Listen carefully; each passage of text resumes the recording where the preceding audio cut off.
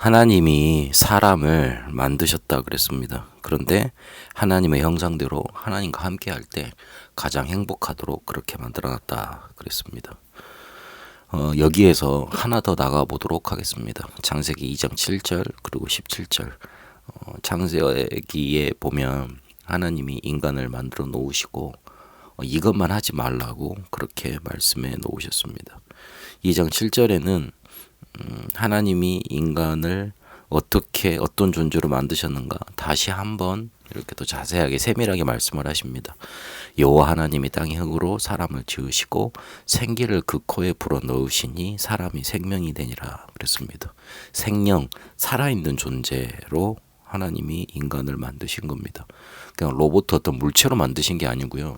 내가 이걸 해 그러면 그 지시대로 움직이는 그런 하수인을 만드신 게 아니죠. 자유의지를 가지고 자기의 온 마음을 다해서 하나님을 섬기고 또 그 속에서 굉장한 어마어마한 가능성을 가진 그런 존재로 만들었다는 뜻입니다.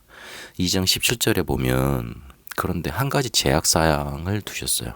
선악을 알게 하는 나무의 열매는 먹지 말라. 내가 먹는 말에는 반드시 죽으리라 하시니라. 그렇게 말씀하십니다. 왜 하나님은 굉장히 가능성 있는 존재를 만들어 놓으시고 이런 제약을 두셨는가 한번 살펴봐야 됩니다. 2장 7절에 있는 것처럼 생기를 불어넣으셨고 그리고 살아있는 영, 생령이 된다 그랬습니다. 좀 쉬운 말로 부르면 영과 육을 가진 생명체로 만드셨다는 말입니다. 하나님의 영이 함께 하도록 만들어져 있어서 그 생명을 가지고 그 축복을 가지고 굉장한 가능성을 가지고 살아갈 수 있는 존재, 그렇게 만들어 놓으셨다는 겁니다. 그러니까 하나님이 인간을 만드실 때 어떤 이렇게 부활을 만들기 위해서 그리고 어떤 자기가 이게 데리고 놀 그런 장난감 이런 존재로 만든 게 아니고요.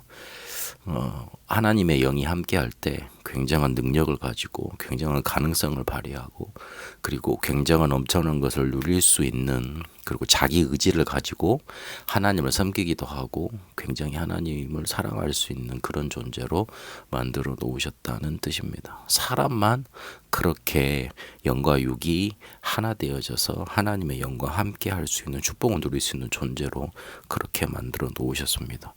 굉장히 축복된 존재로 인간을 만들어 놓으신 겁니다. 그런데 한 가지 뭔가 이렇게 하지 말라는 사항을 두셨습니다. 선악을 알게 하는 나무의 열매를 먹지 말라 그랬습니다. 뭐 이거를 사과로도 알고 있는데 그런 건 아닙니다. 그냥 선악을 알게 하는 나무의 열매입니다. 뭔지는 잘 모릅니다. 이거는 제한을 두신 게 아니고 어떤 보호하기 위한 언약을 두신 겁니다. 자세히 읽어보면 각종 나무의 열매는 마음껏 마음대로 먹을 수 있지만 선악과를 먹지 말라 그러신 겁니다. 이걸 보고 어려운 말로 행위 언약을 세우셨다 그러는 건데, 하나님은 우리 인간을 보호하시려고 이거를 이렇게 하지 말라고 그렇게 하신 겁니다. 그렇게 언약을 하신 겁니다. 우리가 아이가 초등학교에 들어가게 되면 유치원하고 다릅니다. 초등학교는 자기가 걸어서 갈 수 있는 곳에 그 정도 바운더리 안에 이렇게 학교를 배치해 줍니다. 그래서 부모가 데려주지 않더라도 직접 자기가 걸어서 학교를 갈 수 있어야 됩니다. 근데 그러면 우리가 직접 데려다 주지 못하고 선생님이 데리러 오지 못하니까 다른 변수가 많이 발생을 하죠. 남한테 이렇게 유혹을 당할 수도 있고 혹시 원치 않게 이렇게 사고가 날 수 있는 그런 위험들이 존재하는 겁니다. 그러면 부모는 그걸 알고 있기 때문에 아이들에게 갈 때 차 조심해, 사람 조심해, 바로 학교 가야 돼, 학교 가면 엄마한테 연락해, 그리고 집에 오면 그리고 아빠한테 연락해, 이런 걸 자꾸 말을 합니다. 아이 편의 입장에서는 자기가 이제 유치원을 벗어나서 초등학교 들어갔으니까 형인데 다 할 수 있을 것 같은데 왜 저렇게 나를 제약을 하지, 그렇게 보이겠지만 자세히 따지고 보면 부모님은 아이를 지키기 위한, 그 생명을 보호하기 위한 길을 이렇게 제시해 주는 겁니다. 그런 걸로 하나님이 우리에게 선악과를 먹지 말라 한 겁니다. 그냥 우리만 있으면 괜찮은데 눈에 보이지 않는 어떤 존재가 영적으로 우리를 넘어뜨리려고 준비를 하고 있는 겁니다. 그래서 선악을 알게 하는 나무의 열매를 먹지 말라 하는 언약을 우리에게 세우신 겁니다. 그걸 통해서 나는 마음껏 할 수 있는 존재지만 제약이 있구나.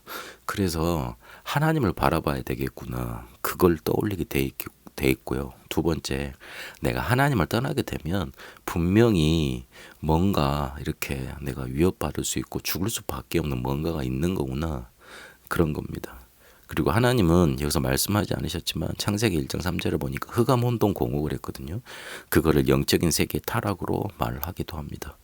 그래서 그 존재가 있었기 때문에 거기에서 보호하시려고 이렇게 선악을 알게 하는 나무 열매를 먹지 말고 나와 함께 해야 돼. 내가 너와 함께 있을 때만 너를 지킬 수 있어. 그 언약을 이렇게 보여주신 겁니다. 그런데 결국은 인간이 하나님을 떠나게 되죠. 자유의지를 가지고 하나님을 떠나게 됩니다. 그러니까 누가 시켜서 억지로 떠나게 납치한 게 아니고 자기가 하나님을 떠났습니다. 그래서 죽은 영이 돼버렸고 하나님을 떠나니까요. 사단에게 잡혔고 저주 재앙 당할 수밖에 없었습니다.